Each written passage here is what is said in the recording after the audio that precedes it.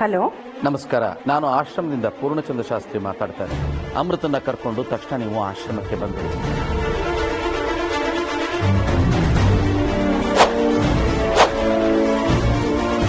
ಶಾಸ್ತ್ರಿಗಳೇ, ನಾನು ಅರ್ಜುನ್ ಅವರಲ್ಲಿ ಅವ್ರಿಗೇನಾಗಿದೆ? ಅರ್ಜುನ್ ಆಪತ್ತಿನಲ್ಲಿದ್ದಾನೆ. ಅವನಿಗೇನು ಅಪಾಯವಾಗಿದೆ. ಈ ಕೂಡಲೇ ಅವನ ರಕ್ಷಣೆಗೆ ಧಾವಿಸಬೇಕು. ಏ ಕಟಕ, ನಾನು ಹೋಗಿ ಬರೋ ತನಕ ಈ ನಾಗಮಣಿಯ ರಕ್ಷಣೆಯ ಹೊಣೆ ನಿನ್ನದು.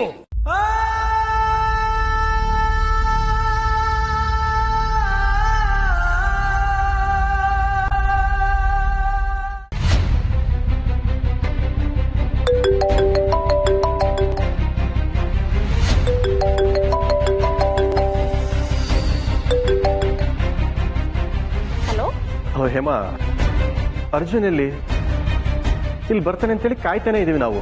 ಅಲ್ಲ, ಮನೆಗೇನಾದ್ರು ಬಂದ್ಬಿಟ್ನಾ? ಏನಂದ್ರಿ? ಅರ್ಜುನ ಅವ್ನು ಹೊರಟು ಸುಮಾರು ಹೊತ್ತಾಯ್ತು ಕಣ್ರಿ. ಯಾಕೆ ಇನ್ನು ಆಫೀಸಿಗೆ ಬಂದಿಲ್ವಾ ಅವನು? ಇಲ್ಲ ಹೇಮಾ, ಅಲ್ಲ ನೀನ್ ಗಾಬರಿ ಮಾಡ್ಕೋಬೇಡ. ಹಾ, ಮೋಸ್ಟ್ಲಿ ಟ್ರಾಫಿಕಲ್ಲಿ ಸಿಗಾಕೊಂಡಿರ್ತಾನೆ. ಬರ್ತಾನೆ ಬಿಡು, ನೀನ್ ಸಮಾಧಾನವಾಗಿರು. ಒಂದ್ ನಿಮಿಷ ಫೋನ್ ಅಮೃತ ಕೊಡು.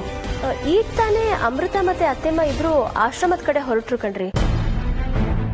ಅದೇನೋ ಪೂಜೆ ಇದೆ ಅಂತ ಅರ್ಜೆಂಟ್ ಆಗಿ ಶಾಸ್ತ್ರಿಗಳು ಫೋನ್ ಮಾಡಿ ಕರ್ಸ್ಕೊಂಡ್ರು ಅವ್ರಿಬ್ಬರನ್ನ. ಏನು ಪೂಜೆನಾ? ಅದು ಅವ್ರಿಬ್ರೇ ಹೋಗಿದಾರ? ಹೂ ಕಣ್ರಿ, ನಂಗೂ ಯಾಕೋ ಅತ್ತೆಮ್ಮ ಕೊಟ್ಟ ನೆಪ ವಿಚಿತ್ರ ಅಂತ ಅನ್ಸ್ತು. ಎಷ್ಟು ನಾವು ಬರ್ತೀವಿ ಅಂತ ಹೇಳಿದ್ರು ಬೇಡ ಅಂತ ಅವ್ರಿಬ್ರೇ ಹೊರಟ್ಬಿಟ್ರು. ಯಾವತ್ತೂ ನನ್ನ ಹತ್ರ ಅವ್ರು ಈ ರೀತಿ ನಡ್ಕೊಂಡಿರ್ಲಿಲ್ಲ. ಯಾಕೆ ಅಂತ ಗೊತ್ತಾಗ್ತಾ ಇಲ್ಲ. ಏನು ಬಿಡಿ, ಅರ್ಜುನ್ ಬಂದ್ರೆ ತಕ್ಷಣ ನಂಗೊಂದು ಫೋನ್ ಮಾಡಿಸಿ. ಹಾ, ಏನು ಹುಡುಗಾಟನೋ ಏನೋ, ಒಂಚೂರು ಜವಾಬ್ದಾರಿನೇ ಇಲ್ಲ. ನಮ್ಮ ಟೆನ್ಷನ್ ನಮಗೆ. ಸರಿ.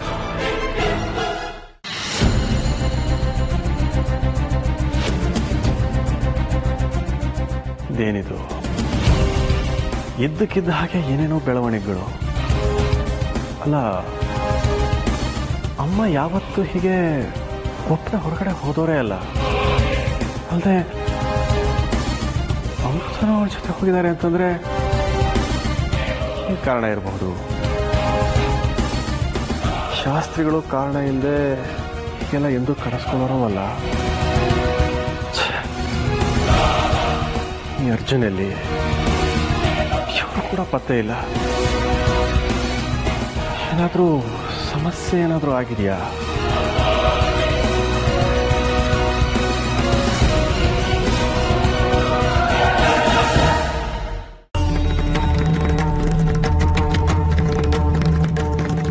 ಶಾಸ್ತ್ರಿಗಳೇ, ಇನ್ನು ಎಷ್ಟೊತ್ತು ಅಂತ ಅರ್ಜುನ್ ಅವ್ರನ್ನ ಇದೇ ಸ್ಥಿತಿಯಲ್ಲಿ ಬಿಡೋದು?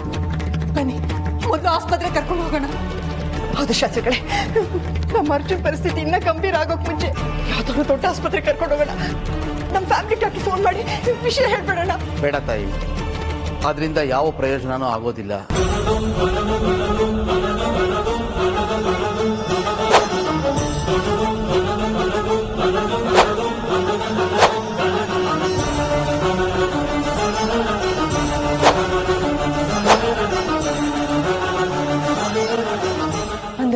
ಅರ್ಜುನ್ ಮೆದುಳು ಈಗಾಗಲೇ ನಿಷ್ಕ್ರಿಯವಾಗೋಗಿದೆ.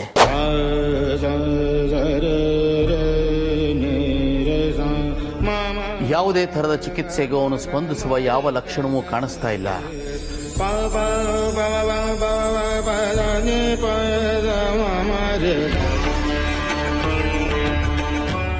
ಇಲ್ಲ ಇಲ್ಲ, ಹಾಗಾಗೋದಿಕ್ಕೆ ಸಾಧ್ಯ ಇಲ್ಲ.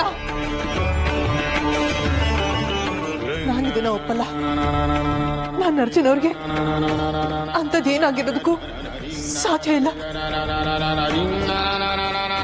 ಹೌದು ಶಾಸ್ತ್ರಿಗಳೇ, ತಡ ಮಾಡೋದು ಬೇಡ. ನಾವೊಂದು ಪ್ರಯತ್ನ ಮಾಡ್ಬಿಡೋಣ.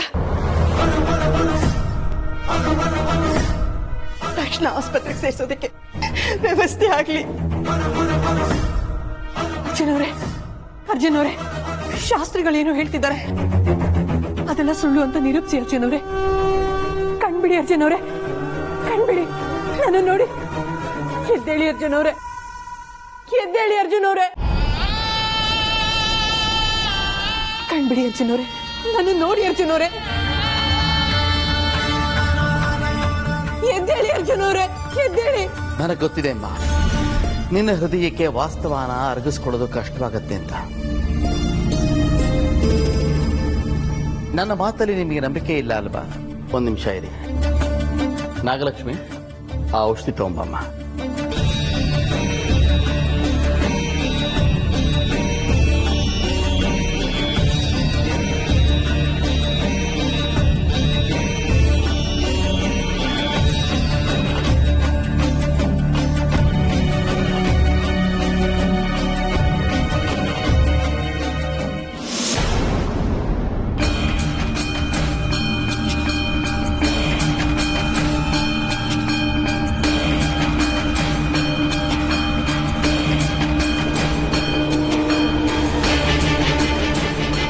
ಮೆದುಳು ಈ ಸ್ಥಿತಿಯಲ್ಲಿದ್ದಾಗ ಯಾವುದೇ ಸೂಚನೆಯನ್ನು ತಗೊಳ್ಳೋದಿಕ್ಕೆ ನಿರಾಕರಿಸುತ್ತೆ. ಬಾಯಿಗೆ ಹಾಕಿದ ಔಷಧಿ ಹೇಗೆ ಹಿಂತಿರುಗಿತು ಅಂತ ನೀವೇ ನಿಮ್ಮ ಕಣ್ಣಾರ ನೋಡಿದ್ರಿ ಅಲ್ವಾ?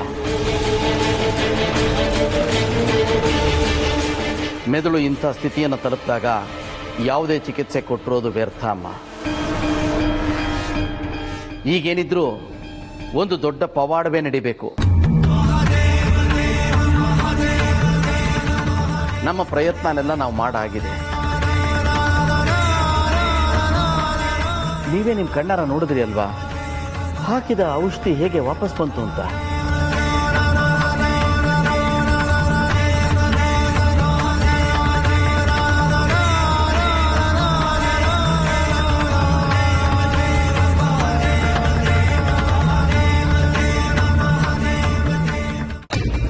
ಸುಮಾರು ಹೊತ್ತಾಗಿದೆ ಪ್ರಯೋಗ ಮಾಡಿ. ಇಷ್ಟೊತ್ತು ಹೋಗಿರೋನು ಪ್ರಜ್ಞೆ ಮತ್ತೆ ವಾಪಸ್ ಬಂದಿರಬಹುದು. ಮತ್ತೆ ಪ್ರಯೋಗ ಮಾಡಿ ನೋಡೋಣ. ಸುಮಾರು ಗಂಟೆಗಳ ಕಾಲ ಆಗಿದೆ.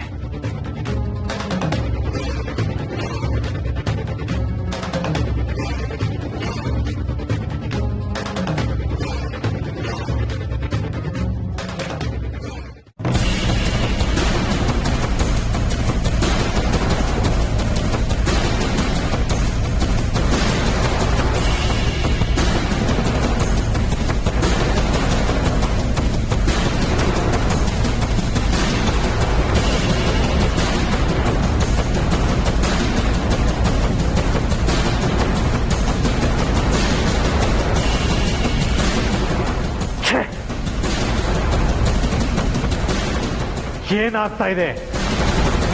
ನನ್ನ ಪ್ರತಿ ಪ್ರಯತ್ನ ಯಾಕೆ ಸೋಲ್ತಾ ಇದೆ? ಹಾಗಾದ್ರೆ ನನ್ನ ಶಕ್ತಿ ಅರ್ಜುನ್ವರೆಗೂ ತಲುಪ್ತಾ ಇಲ್ವಾ? ಯಾಕೆ? ಅದೇ ಯಾಕೆ?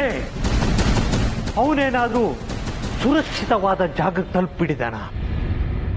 ಅಂತ ಜಾಗ ಆದ್ರೆ ಯಾವುದು? ಈ ಘೋರನ ಶಕ್ತಿ ತಲುಪದಂತ ಜಾಗ ಯಾವುದು?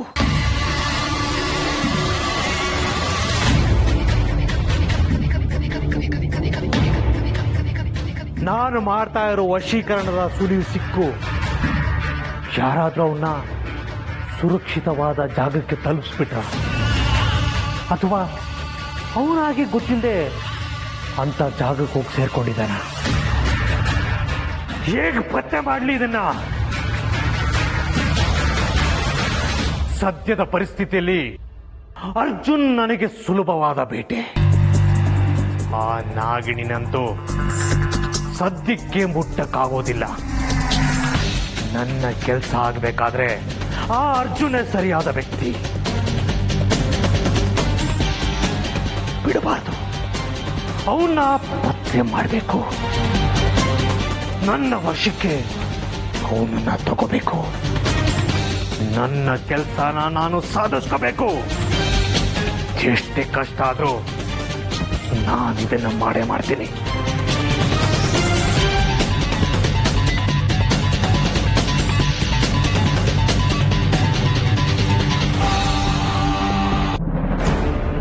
ಅಮೃತ, ನನ್ಗೆ ಯಾಕೋ ಕೈಕಾಲೇ ಆಡ್ತಿಲ್ಲ ಕಣೆ.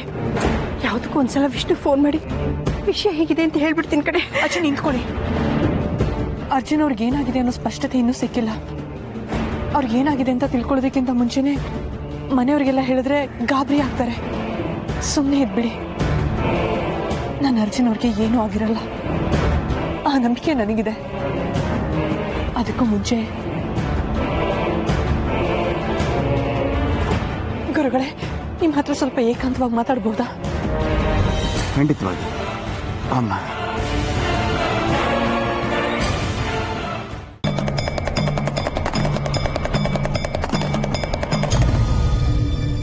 ಗುರುಗಳೇ, ಯಾಕೆ ಈ ರೀತಿ ಆಗ್ತಾ ಇದೆ? ಕಷ್ಟದ ಸರಣಿ ಒಂದರ ಹಿಂದೆ ಒಂದು ಯಾಕೆ ಬರ್ತಾ ಇದೆ? ನೀವು ಎಲ್ಲವನ್ನೂ ಬಲ್ಲವರು, ನನ್ನ ಹಿನ್ನೆಲೆಯನ್ನು ತಿಳಿದಿರೋರು, ನನ್ನ ಕುಟುಂಬದ ಬಗ್ಗೆ ಚೆನ್ನಾಗಿ ಗೊತ್ತಿರೋರು, ಆ ದೈವವನ್ನ ಚೆನ್ನಾಗಿ ಅರಿತಿರೋರು. ಹೇಳಿ, ನನ್ನ ಕುಟುಂಬದ ಬೆನ್ನಿಗೆ ಯಾಕೆ ಈ ರೀತಿ ಸಂಕಷ್ಟದ ಸರಮಾಲೆಗಳನ್ನ ಆ ಭಗವಂತ ಯಾಕೆ ಕಟ್ತಾ ಇದ್ದಾನೆ? ಇದೆಲ್ಲ ಯಾಕೆ ಆಗ್ತಾ ಇದೆ? ಅರ್ಜುನ್ ಅವರ ಪ್ರಾಣಕ್ಕೆ ಸಂಚಕಾರ ಬರುವಂತ ಪರಿಸ್ಥಿತಿ ಯಾಕೆ ಸೃಷ್ಟಿ ಆಯ್ತು? ಹೇಳಿ ಶಾಸ್ತ್ರಿಗಳೇ, ಹೇಳಿ. ನಾನು ನಿನಗೆ ಅವತ್ತೇ ಹೇಳಿದ್ದೆ, ಇದೆಲ್ಲವೂ ನಿನ್ನಿಂದನೇ, ನಿನ್ನ ಶಕ್ತಿಯ ಪ್ರಭಾವದಿಂದ. ನೀನು ಸಾಮಾನ್ಯಳಲ್ಲ, ನೀನು ನಾಗಿಣಿ. ನಿನ್ನಲ್ಲಿರುವ ಶಕ್ತಿಗಳು ನಿನ್ನ ಎದುರಿಗೆ ಸಂಘರ್ಷ ನಡೆಸುತ್ತೆ ಅನ್ನೋ ಒಂದು ಸೂಕ್ಷ್ಮವನ್ನ ಅವತ್ತು ನಿನಗೆ ನೀಡಿದ್ದೆ, ನೆನಪಿದೆಯಾ? ಇಂತಹ ಸಂದರ್ಭಗಳು ಬಂದಾಗ ಅದನ್ನು ಎದುರಿಸೋಕೆ ನೀನು ಸಿದ್ಧವಾಗಿರಬೇಕು ಅನ್ನೋ ಎಚ್ಚರಿಕೆಯನ್ನು ಕೊಟ್ಟಿದ್ದೆ ನಿನಗೆ, ನೆನಪಿದೆಯಾ? ನಿನ್ನಲ್ಲಿರುವ ಶಕ್ತಿಗಳ ನಡುವೆ ನಡೆಯುತ್ತಿರುವಂತಹ ಘರ್ಷಣೆಯೇ ಇವತ್ತು ಸಮಸ್ಯೆಯನ್ನು ಸೃಷ್ಟಿ ಮಾಡ್ತಾ ಇದೆ ಅಮೃತ.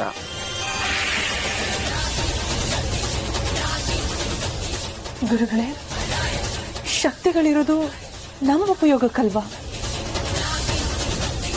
ಅದನ್ನ ನಾನು ಯಾವುದೇ ರೀತಿಯಿಂದ ದುರುಪಯೋಗ ಪಡಿಸ್ಕೊಂಡಿಲ್ಲ. ಅದರಿಂದ ಅಮಂಗಳ ಆಗೋದಕ್ಕೆ ಹೇಗೆ ಸಾಧ್ಯ? ಸೃಷ್ಟಿಯ ವಿಚಿತ್ರನೇ ಹೀಗೆ ಮಗಳೇ. ಶಕ್ತಿಗಳು ನಮಗೆ ವರವೂ ಹೌದು, ಕೆಲವೊಮ್ಮೆ ಶಾಪವೂ ಹೌದು. ಶಕ್ತಿಗಳು ನಮ್ಮನ್ನ ಬಲಿಷ್ಠನಾಗಿ ಮಾಡಿದ್ರೆ, ಕೆಲವು ಸಂದರ್ಭಗಳಲ್ಲಿ ಅದೇ ಶಕ್ತಿ ನಮ್ಮನ್ನ ಪಾತಾಳಕ್ಕೆ ತಳ್ಳುವಂತಹ ಸಾಮರ್ಥ್ಯವನ್ನು ಹೊಂದಿರುತ್ತೆ ಅನ್ನೋದು ನಿಜ. ಶಕ್ತಿಯ ಸಾಮರ್ಥ್ಯವನ್ನ ಹೀಗೆ ಎಂದು ಊಹಿಸಬಲ್ಲವರು ಯಾರೂ ಇಲ್ಲ. ಶಕ್ತಿ ನಮ್ಮ ಊಹೆಗಿಂತಲೂ ನಿಗೂಢವಾಗಿರುತ್ತೆ ಅನ್ನೋದು ನಿಜ. ನಿನ್ನ ವಿಚಾರದಲ್ಲಿ ಈಗ ಆಗಿರೋದು ಹಾಗೆ. ನಿನ್ನ ಶಕ್ತಿ ನಿನಗೆ ಎಷ್ಟು ಪೂರಕವೋ ಅಷ್ಟೇ ಮಾರಕವೂ ಹೌದು.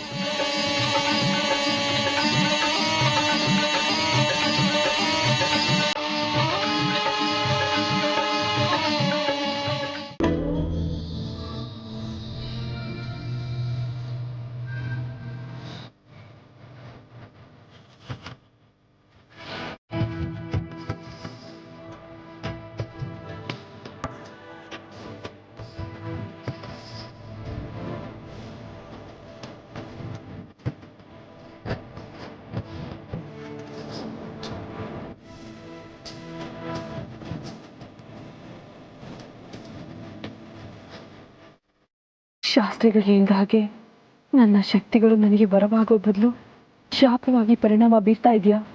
ಅದರ ಪರಿಣಾಮ ನನ್ನ ಅರ್ಜುನನ ಮೇಲಾಗಿದೆ ಅಂದ್ರೆ ಇದೆಂಥ ಪರೀಕ್ಷೆ ಭಗವಂತ? ನನ್ನ ಶಕ್ತಿ ಇವೆರಡು ತಾಳೆ ಸದ್ಯಕ್ಕೆ ನನ್ನ ಅರ್ಜುನ ಯೋಗಕ್ಷೇಮ ನನ್ನ ಮುಖ್ಯ. ಹಾಗಾದರೆ ಅರ್ಜುನಗೋಸ್ಕರ ಸ್ವಲ್ಪ ದಿನ ನನ್ನ ಶಕ್ತಿಗಳನ್ನೆಲ್ಲ ತೊರೆದು ದೂರ ಇಟ್ಬಿಡಲ್ಲ.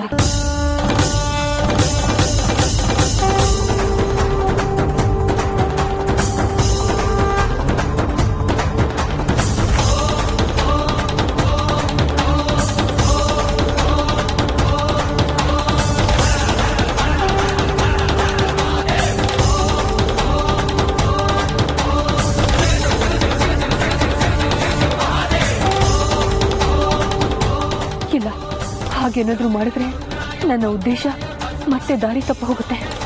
ನಾನು ಭೂಲೋಕಕ್ಕೆ ಬಂದ ಉದ್ದೇಶ ಅಪೂರ್ಣವಾಗುತ್ತೆ. ಶತ್ರುಗಳನ್ನ ಸೆದೆಬಡಿಯೋದಕ್ಕೆ ಇದೇ ಸಕಾಲ. ಇಂಥ ಸಂದರ್ಭದಲ್ಲಿ ನನ್ನ ಶಕ್ತಿಗಳು ನನ್ನ ಹತ್ರನೇ ಇರೋದು ನನಗೆ ಅಗತ್ಯ ಕೂಡ. ಏನ್ ಮಾಡ್ಲಿ? ಶಕ್ತಿಗಳನ್ನ ಇಟ್ಕೊಂಡು ನಾಗಮಣಿನ ಪಡ್ಕೊಳ್ಳೋ ನನ್ನ ಹೋರಾಟ ಮುಂದುವರಿಸ್ಲು ಅಥವಾ ನನ್ನವರಿಗೆ ಮಾರಕ ಆಗಿರೋ ಶಕ್ತಿಗಳನ್ನ ತೊರೆದು ಸಾಮಾನ್ಯ ಮನುಷ್ಯಳಾಗಿ ಬದುಕೋ ಹಾಗೆ ಆಯ್ಕೆ ಮಾಡಿಕೊಳ್ಳೋ.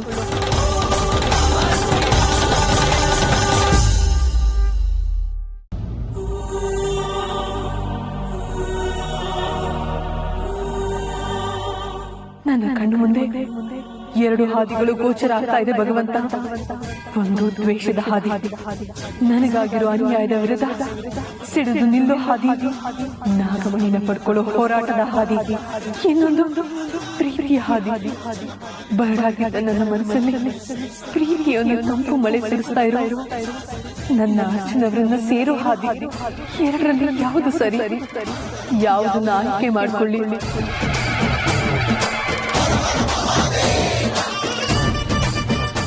ಹೌದು, ಅದೇ ಸರಿ. ನನ್ನವರಿಗೆ ಮಾರಕ ಆಗೋ ಶಕ್ತಿಗಳನ್ನ ಇಟ್ಕೊಂಡು ನಾನು ಮಾಡಬೇಕಾಗಿರೋದಾದ್ರೂ ಏನು? ಸದ್ಯದ ನನ್ನ ಪರಿಸ್ಥಿತಿಯಲ್ಲಿ ನನ್ನ ಆಯ್ಕೆ ಅರ್ಜುನ್ ಅವರ ಪ್ರಾಣದ ಮುಂದೆ ನನಗೆ ಬೇರೆ ಯಾವ ವಿಚಾರನೂ ದೊಡ್ಡದಾಗಿ ಕಾಣಿಸ್ತಾ ಇಲ್ಲ. ನನಗೆ ನನ್ನ ಅರ್ಜುನ್ ಬೇಕು. ಅವರನ್ನ ಪಡ್ಕೊಳ್ಳೋದಿಕ್ಕೆ ನಾನು ಯಾವ ಮಟ್ಟದ ತ್ಯಾಗ ಮಾಡೋದಕ್ಕೂ ಸಿದ್ಧ ಇದ್ದೀನಿ. ಇನ್ನು ಈ ಶಕ್ತಿಗಳು ಯಾವ ಲೆಕ್ಕ? ನಾನು ಪ್ರೀತಿಯ ದಾರಿಯಲ್ಲೇ ಹೋಗ್ತೀನಿ. ನನ್ನ ಅರ್ಜುನ್ ಅವರನ್ನ ವಾಪಸ್ ಪಡ್ಕೋತೀನಿ.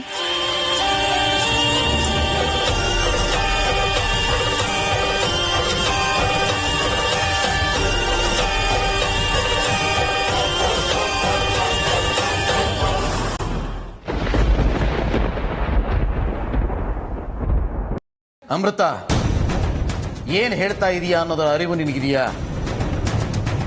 ಹೌದು ಗುರುಗಳೇ, ನಾನು ತುಂಬಾ ಯೋಚನೆ ಮಾಡಿ ಈ ನಿರ್ಧಾರಕ್ಕೆ ಬಂದಿದ್ದೀನಿ. ನಾನು ನನ್ನ ಎಲ್ಲ ಶಕ್ತಿಗಳನ್ನು ತೊರೆಯೋದಿಕ್ಕೆ ಸಿದ್ಧ ಆಗಿದ್ದೀನಿ. ನಾನು ಎಲ್ಲರಂತೆ ಸಾಮಾನ್ಯ ಮನುಷ್ಯಳಾಗಿ ಬದುಕೋದಿಕ್ಕೆ ಸಿದ್ಧಳಾಗಿದ್ದೀನಿ. ನನ್ನ ಈ ನಿರ್ಧಾರದಿಂದ ನನ್ನ ಅರ್ಜುನ್ ಅವರಿಗೆ ಒಳ್ಳೇದಾಗುತ್ತೆ ಅನ್ನೋದಾದ್ರೆ ನಾನು ಈ ತ್ಯಾಗಗಳಿಗೆ ಸಿದ್ಧ ಗುರುಗಳೇ. ತಡ ಮಾಡಬೇಡಿ. ನನ್ನ ಈ ಶಕ್ತಿಗಳನ್ನು ಬಳಸ್ಕೊಂಡು ನನ್ನ ಅರ್ಜುನ್ ಅವರನ್ನ ಬದುಕಿಸ್ಕೊಡಿ. ಶಕ್ತಿ ತ್ಯಾಗ ಮಾಡೋ ನಿನ್ನ ಉದ್ದೇಶ ಒಳ್ಳೆಯದೇ ಆದರೂ ಅದರಿಂದ ಮುಂದೆ ನಿನಗೆ ಅಪಾಯ ಕಾದಿದೆ ಅಮೃತ. ಇದುವರೆಗೂ ಬಂದಂಥ ಎಲ್ಲ ಅಡೆತಡೆಗಳನ್ನ ಈ ಶಕ್ತಿಯ ಸಾಮರ್ಥ್ಯದಿಂದಲೇ ಎದುರಿಸ್ತಾ ಇದ್ದೆ ಅನ್ನೋದನ್ನ ಮರಿಬೇಡ. ಶಕ್ತಿ ತ್ಯಾಗ ಮಾಡಿದ ಮೇಲೆ ಭಗವಂತ ಕೂಡ ನಿನಗೆ ಯಾವ ಸಹಾಯವನ್ನು ಮಾಡೋಕ್ಕಾಗದೆ ಹೋಗ್ಬೋದು. ನಿನ್ನವರಿಗೆ ಯಾವುದೇ ಮೂಲಗಳಿಂದ ಅಪಾಯವಾದರೂ ಅವ್ರನ್ನ ಕಾಪಾಡ್ಕೊಳ್ಳೋಕ್ಕೆ ನಿನ್ನಿಂದ ಆಗದೆ ಹೋಗಬಹುದು. ಒಂದು ವೇಳೆ ಅರ್ಜುನ್ಗೆ ಅಪಾಯ ಬಂದರೆ ನಿನ್ನಿಂದ ಅವ್ರನ್ನ ಕಾಪಾಡೋಕ್ಕೆ ಆಗದೆ ಹೋಗಬಹುದು. ಶತ್ರುಗಳ ಎದುರುಗಳಿಗೆ ಸಂಪೂರ್ಣವಾಗಿ ನೀನು ನಿಸ್ಸಹಾಯಕಳಾಗ್ತೀಯ ಮಗಳೇ. ಯೋಚನೆ ಮಾಡು, ದುಡುಕಬೇಡ. ನಿನ್ನ ಈ ಶಕ್ತಿ ನಿನಗೆ ಎಷ್ಟು ಅಗತ್ಯ ಅನ್ನೋದು ನನಗೆ ಚೆನ್ನಾಗಿ ಗೊತ್ತಿದೆ ಅಮೃತ. ಶಕ್ತಿ ತ್ಯಾಗ ಮಾಡುವ ಯೋಚನೆಯನ್ನ ಕೈಬಿಟ್ಬಿಡು. ಎಲ್ಲ ಸಾಧಕ ಬಾಧಕಗಳ ಬಗ್ಗೆ ಯೋಚನೆ ಮಾಡಿದ್ಮೇಲೆ ನನ್ನ ಮನಸ್ಸಲ್ಲಿ ಉಳಿದಿರೋ ಒಂದೇ ಸ್ಪಷ್ಟತೆ ಅಂದ್ರೆ ಅದು ನನ್ನ ಅರ್ಜುನ್ ಅವರ ಪ್ರಾಣ.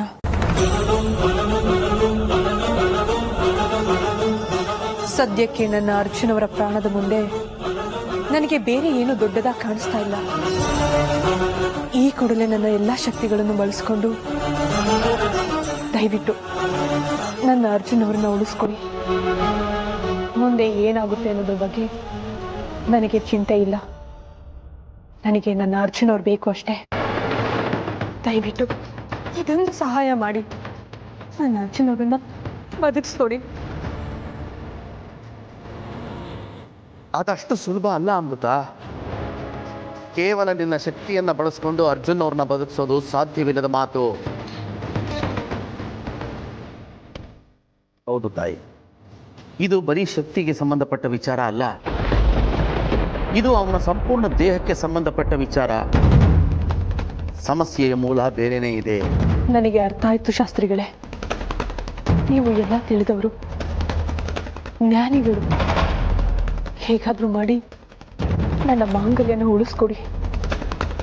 ನಿಮ್ಮನ್ನೇ ನಂಬಿದ್ದೀನಿ. ನನಗೇನೂ ತೋರಿಸ್ತಾ ಇಲ್ಲ. ಯೋಚನೆ ಮಾಡಬೇಡ ಅಮೃತ. ಆ ಭಗವಂತ ಸತ್ಯವಂತರನ್ನ ಎಂದಿಗೂ ಕೈ ಬಿಡೋದಿಲ್ಲ.